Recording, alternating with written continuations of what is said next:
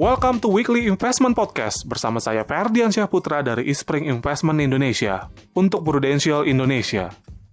Beberapa waktu yang lalu, Badan Pusat Statistik merilis data pertumbuhan ekonomi Indonesia sepanjang tahun 2020. Dan dari data tersebut tergambar seperti apa hantaman pandemi COVID-19 terhadap kondisi ekonomi Indonesia. Pada 2020, ekonomi Indonesia mengalami kontraksi pertumbuhan sebesar minus 2,07%.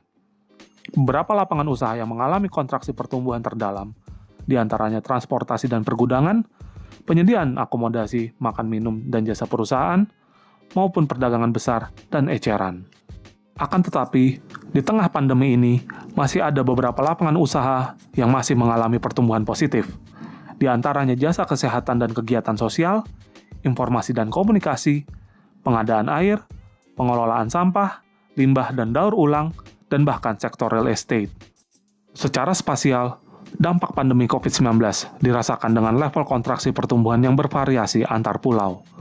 Kelompok pulau yang mengalami kontraksi pertumbuhan terdalam, yaitu meliputi Pulau Bali dan Nusa Tenggara, yang mengalami penurunan minus 5,01%, Pulau Jawa sebesar minus 2,51%, Pulau Kalimantan sebesar minus 2,27%, dan Pulau Sumatera sebesar minus 1,19%.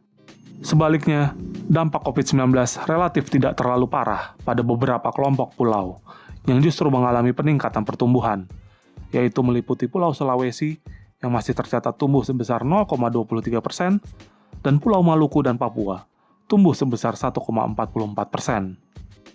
Dengan tertekannya ekonomi di sepanjang 2020, pemerintah Indonesia tentunya akan berupaya dengan beragam cara untuk memperbaiki perekonomian. Pemerintah memperkirakan pertumbuhan ekonomi di sepanjang 2021 tumbuh pada rentang 4,5% hingga 5,5%.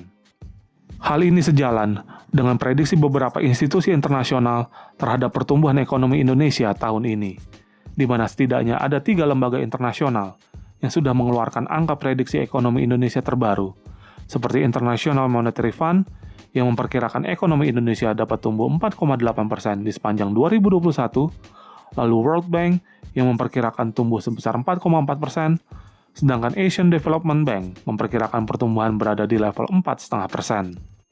Untuk memastikan pertumbuhan ini dapat tercapai, pemerintah telah meluncurkan program pemulihan ekonomi nasional dengan 5 program utama, yaitu penanganan kesehatan dan vaksinasi, program perlindungan sosial, program prioritas kementerian, lembaga, dan pemerintah daerah, dukungan usaha mikro kecil dan menengah, korporasi dan BUMN, serta insentif usaha dalam bentuk perpajakan.